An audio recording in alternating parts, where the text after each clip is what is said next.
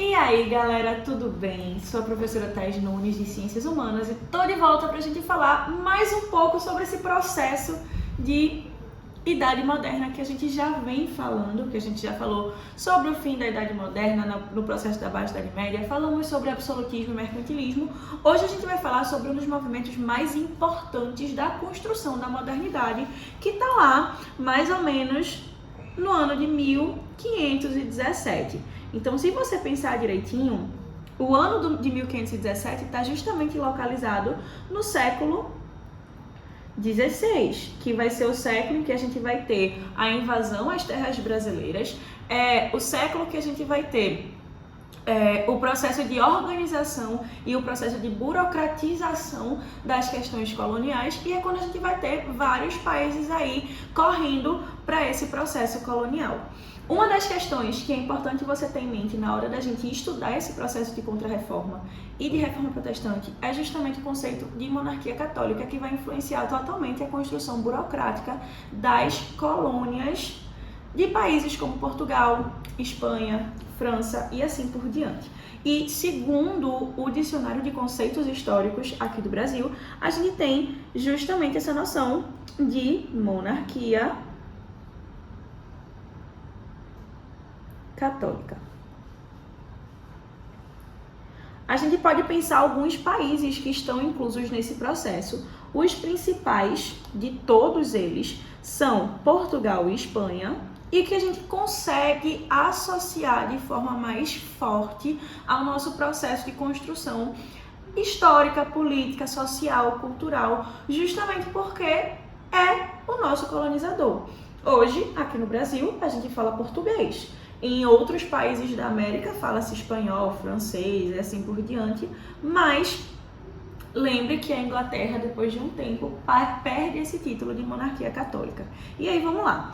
Temos a noção de que é um processo de construção política relacionada... Eu coloquei duas setinhas, mas eu vou apagar. Relacionada à influência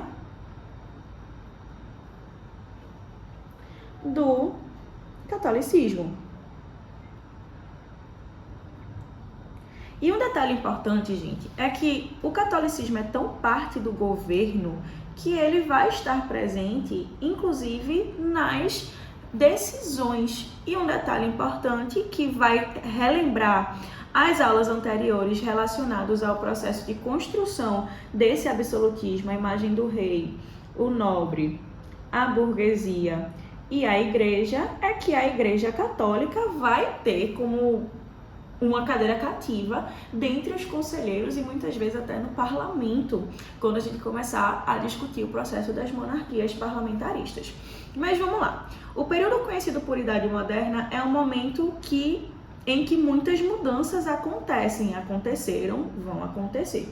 Inclusive, muitos historiadores estudam sob a perspectiva das rupturas e continuidades. Historiadores que, inclusive, são figurinhas carimbadas no Enem, como Perry Anderson, como Jacques Le Goff, como, no caso, o sociólogo Zygmunt Bauman e vários outros. Inclusive, essas pessoas, elas estudam muito o viés econômico. E um detalhe importante é que, quando a gente estuda a reforma protestante, é importante também a gente pensar um pouquinho alguns conceitos da sociologia, como a sociologia de Max Weber, beleza? E aí, vamos lá. É nesse momento que vemos os colonialismos acontecerem, ou o colonialismo acontecer. É o momento que vemos reformas culturais e econômicas se mostrando cada vez mais profundas dentro da sociedade europeia, e também é nesse momento que vemos e começamos a tecer as críticas acerca do eurocentrismo em relação à construção das culturas. Lembra daquele decolonialismo que eu falei para vocês? É justamente isso, decolonialismo. Só que vamos buscar entender agora, de fato, o processo de construção e das práticas que passaram a ser questionadas pelos membros da igreja que chegaram, inclusive, a romper com essa igreja. Vamos lá. Primeiro ponto que é importante você ter em mente é o seguinte: a reforma protestante não é para ser pensada apenas como uma reforma religiosa. não é para ser pensada apenas como um processo de modificação das religiosidades, da forma de crer, dos procedimentos eclesiásticos. Não. Isso é uma parte? Mas a reforma protestante, ela deve ser pensada como uma reforma política e econômica, a partir do princípio que certos pontos de construção da igreja serão questionados e muitas vezes serão até revogados, certo? E aí vamos lá. A gente conhece Martinho Lutero e a gente sabe que Martinho Lutero foi um dos primeiros reformadores e ele vai lá colocar as suas 95 teses na porta da igreja na região da Alemanha que ele vivia. Uma das principais coisas a serem questionadas por Lutero na época dele foi o que a gente chama de indulgências. Gente, a indulgência é a venda do perdão divino. Basicamente, a pessoa comprava a indulgência quando tinha alguém que estava prestes a morrer e ela queria que essa pessoa fosse salva. Mas qual é a problemática? O povo nessa época não era um povo, vamos dizer assim, necessariamente com boas condições de vida. Muitas vezes as pessoas tiravam do que comer, justamente para comprar essa indulgência. E uma das coisas que Lutero vai ter como argumento na grande maioria das suas 95 teses é justamente que o que salva não é a compra de um documento. O que salva são as ações que você tem, é a crença que você tem e assim por diante. Então, essa noção de venda do perdão divino vai ser uma coisa que vai entrar em desuso no processo de reforma protestante, ou seja, nas vertentes do cristianismo que se criam a partir de então, e no processo da contra-reforma, porque quando o catolicismo, que não vai ficar quieto, parado, vendo sua construção praticamente desmoronar, no processo de concílios que eles vão justamente trazer algumas reformas à igreja, à própria igreja católica de fato, eles vão olhar e vão dizer, tá, a gente acaba com essa questão. E assim por diante. Outro ponto é a simonia. Gente, a simonia é um ponto interessante porque algumas vertentes do cristianismo ainda hoje se utilizam do processo da simonia.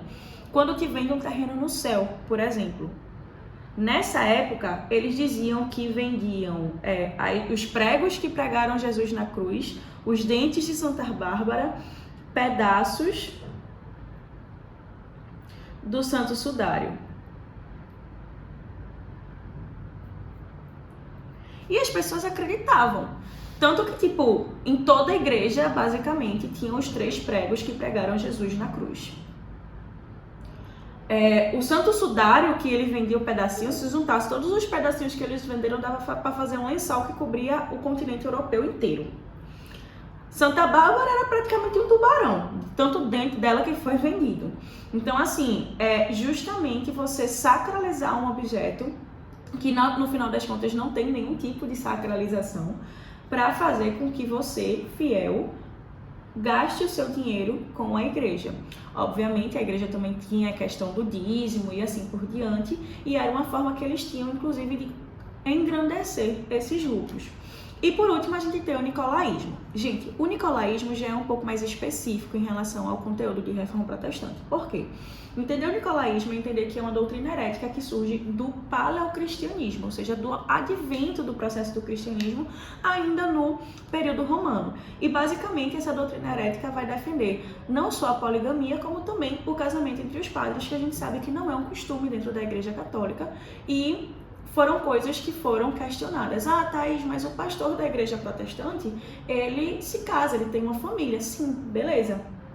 Mas ele não é polígamo, por exemplo. Então, tanto a poligamia como o casamento entre os padres poderem casar e formar famílias, eram coisas que eram proibidas. Então, assim, eu coloquei o nicolaísmo mais a nível de curiosidade. Porém, é uma coisa que é importante vocês saberem que isso é extremamente específico e remonta o que a gente chama de paleocristianismo. Vou colocar aqui entre aspas.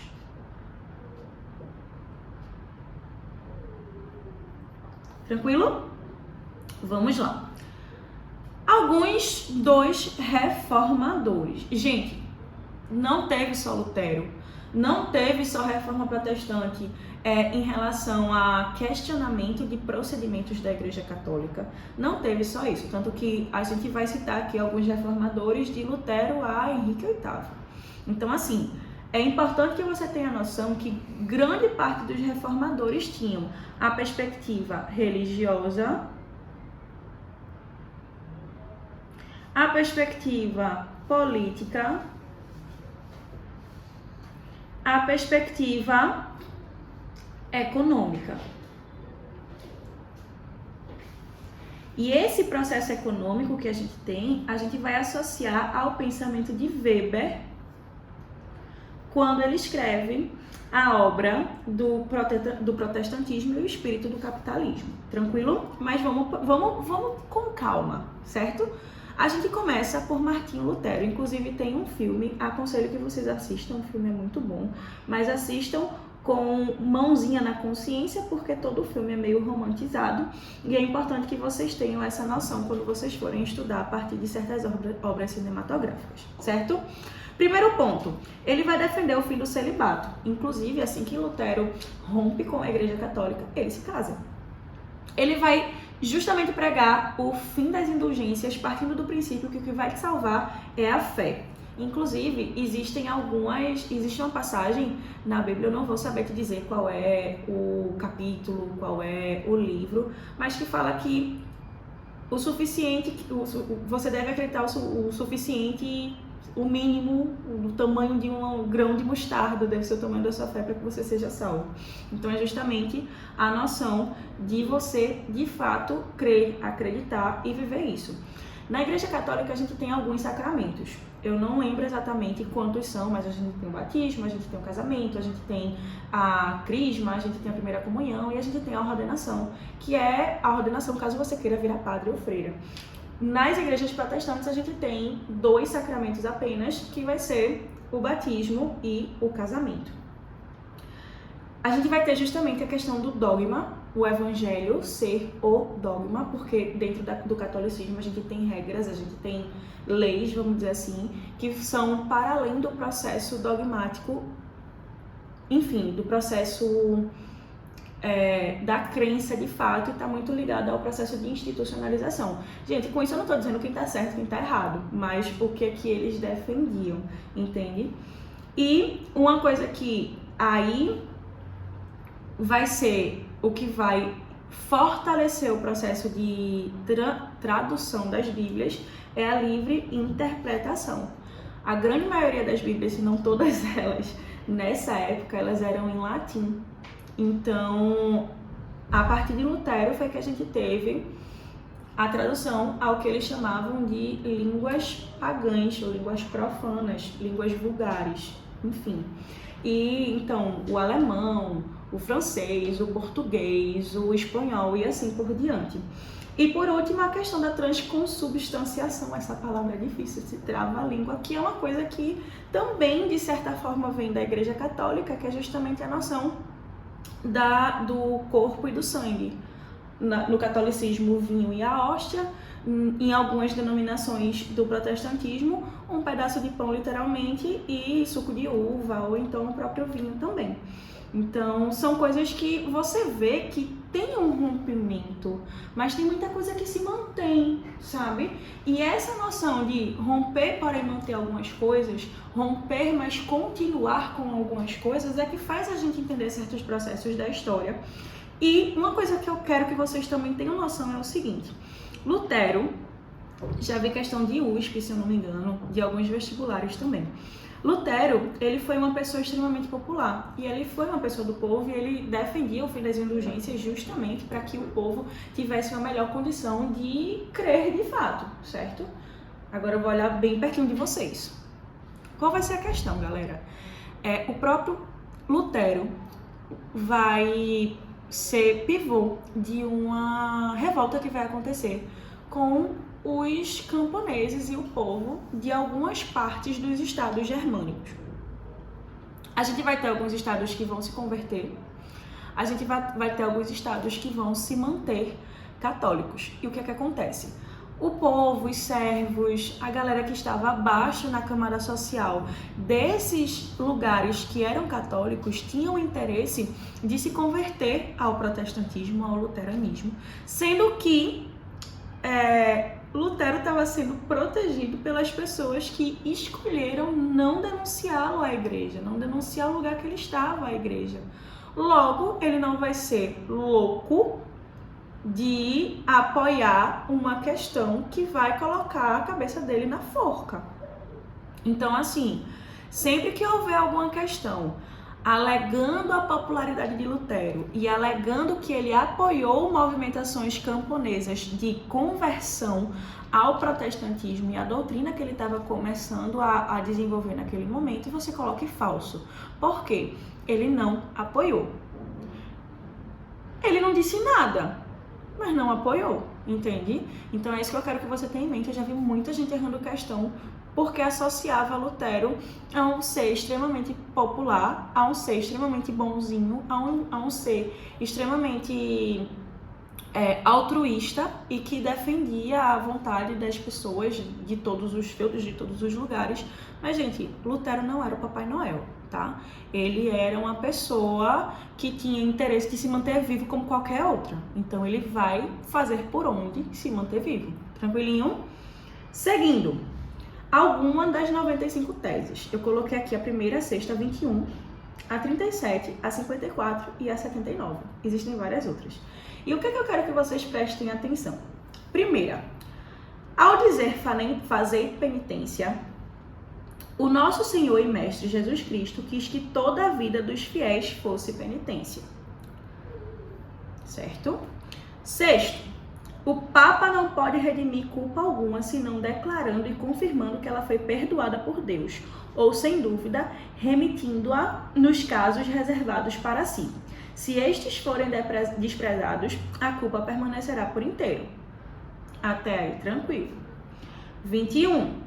Erram, portanto, os pregadores de indulgências que afirmam que a pessoa é absolvida de toda a pena e salva pelas indulgências do Papa. Quando ele fala que o Papa não tem liberdade nenhuma de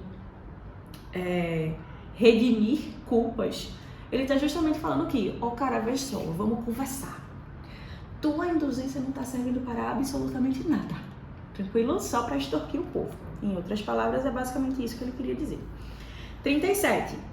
Qualquer cristão verdadeiro, seja vivo, seja morto, tem participação em todos os bens de Cristo e da Igreja por dádiva de Deus, mesmo que sem carta de indulgência. A gente vê que ele era uma pessoa que tinha um ranço eterno das indulgências. 54.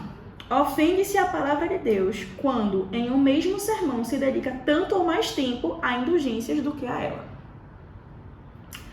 É blasfêmia dizer que a cruz com as armas do Papa se equivalem à cruz de Cristo, ou seja, o brasão papal e a grande representação do cristianismo, que é a cruz. Então a gente tem de fato, ódio, ranço, combate muito claro às indulgências. Tranquilo?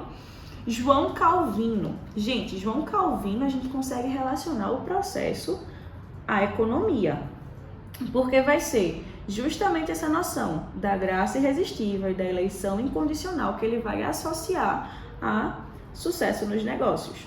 Se você prospera em tudo que você faz, significa que você é um eleito. E aí, a gente começa a entrar em questionamento de várias questões, porque enquanto Lutero fala que a sua vida toda tem de ser uma penitência, Calvino fala que você pode ser eleito ou não, e o fato de você ser eleito ou não vai te ajudar em tudo que você for tentar fazer. Pelo menos é o que muita gente vai tirar de crédito do que ele vai falar, tranquilo? E isso vai fazer com que a gente comece a inaugurar uma burguesia muito mais disposta a se converter ao calvinismo, a se converter à religião que a gente chama de, vamos colocar entre aspas, puritana. Opa, estava escrevendo errado.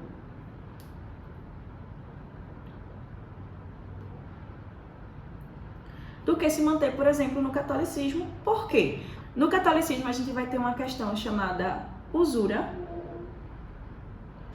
que é o pecado do lucro. Se tudo foi criado por Deus e tudo é de Deus, você não pode vender algo que seja divino. Então, o pecado da usura é relacionado ao lucro através ou a partir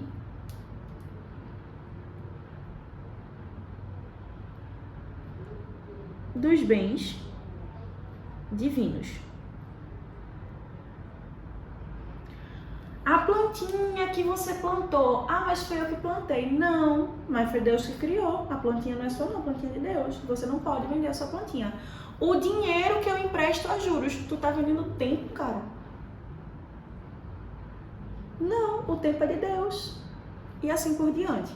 Então, assim, quando Calvino começa a, vamos colocar entre aspas, sacralizar esse lucro, dizer que o fato de você ser próspero nos negócios te faz um eleito, faz com que grande parte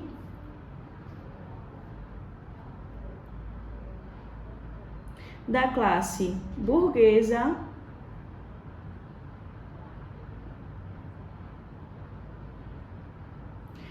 comece processos de conversão.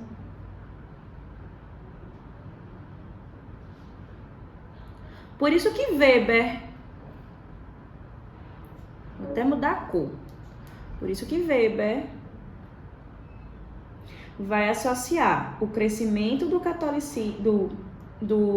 capitalismo com o crescimento do calvinismo. Porque a burguesia vai começar a se concentrar nisso daí. Se tu é um eleito, teus negócios vão prosperar. E assim por diante. Tranquilo? Essa é a nossa associação, a nossa grande associação com a sociologia em relação ao processo de reforma protestante. E aí, vamos lá.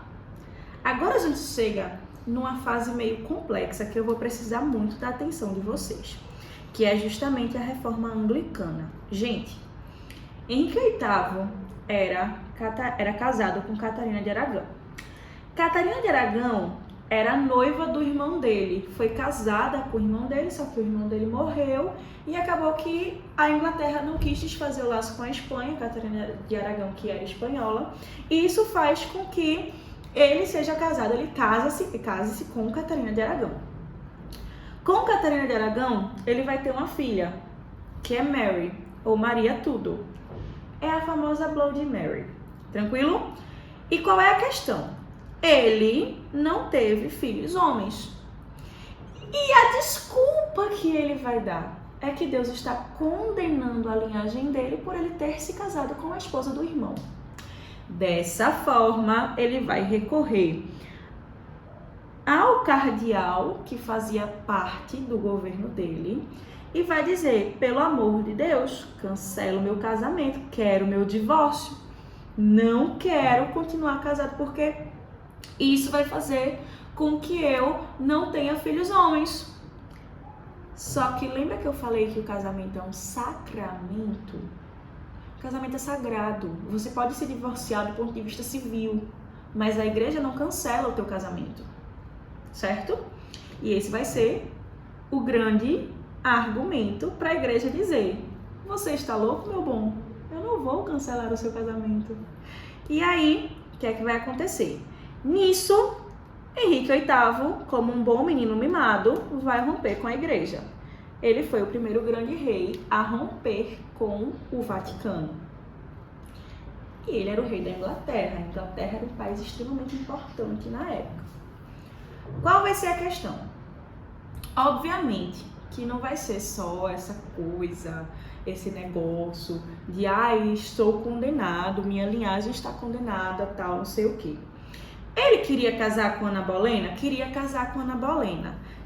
Tem todo um negócio mal contado nessa história com Ana Bolena? Tem, porque era muito comum que existissem linhagens bastardas, que os reis tivessem concubinas. Então ele podia sim ter um relacionamento com Ana Bolena, que ele não ia sofrer nenhuma consequência disso. Mas qual é a questão? Henrique VIII é o absolutismo em pessoa. A explicação, a definição de absolutismo é Henrique VIII. Ele queria ser supremo, inclusive no poder da igreja. Então ele queria estar acima do poder da igreja. Nisso, ele rompe com a igreja católica, ele casa com Ana Bolena, e mesmo assim ele não teve filhos, tá? Porque ele vai ter Elizabeth. Elizabeth é a primeira, certo? Elizabeth é a rainha virgem, tranquilo? Porque tem a rainha virgem e a rainha imortal. No caso é a primeira, a virgem, tranquilo? E aí vamos lá. Então, Henrique VIII vai romper com a igreja católica e vai criar a igreja anglicana. Mas foi aquela relação do copia, mas não faz igual. Porque no final das contas, o processo é muito parecido, só que não tem a mesma denominação. É meio que o CNPJ diferente, certo? Mas é basicamente a mesma coisa. E a grande representação vai ser, no caso do anglicanismo, é a abadia de Westminster, cujo primeiro casamento real, que foi televisionado, foi o casamento da segunda rainha Elizabeth, no caso a rainha Elizabeth II, que morreu agora em 2022, que o pessoal dizia que ela era imortal. E aí a gente chega na Contra-Reforma. Gente, a Contra-Reforma é justamente o posicionamento da Igreja Católica, não é ela ficar passiva e aceitando as coisas que estavam acontecendo. Obviamente, ela iria atrás de algumas estratégias para diminuir os danos, para controlar os danos. E aí a gente tem o Concílio de Trento, que vai ser o concílio que vai reafirmar os dogmas eclesiásticos, os dogmas da igreja, as leis da igreja. É onde a gente vai ter o seminário, que é a formação dos padres, onde a gente vai ter justamente o encaminhamento dessas pessoas para o sacramento da ordenação. A gente tem o catecismo, que é o curso que a gente faz antes de fazer a primeira comunhão e, se eu não me engano, antes da crisma também a gente faz uma preparação antes desse processo de reafirmação. E o índice de livros proibidos, o famoso índex, além dos tribunais, o Tribunal do Santo Ofício, o Tribunal da Inquisição, que vão ser bastante atuantes e vão ser atuantes, inclusive, aqui no Brasil. Na história de Pernambuco, a gente tem um caso de atuação do Tribunal de Santo Ofício, mais especificamente na ilha de Itamaracá. Olha que negócio legal. E aí, gente, junto a isso, a gente vai ter a criação da Ordem dos Jesuítas. Os jesuítas, que vão ser o grupo de padres, isso do ponto de vista de Portugal, por exemplo, vão ser um grupo de padres que vão estar à frente do processo de catecismo e de conversão de pessoas indígenas e de pessoas de outras etnias e outras religiões.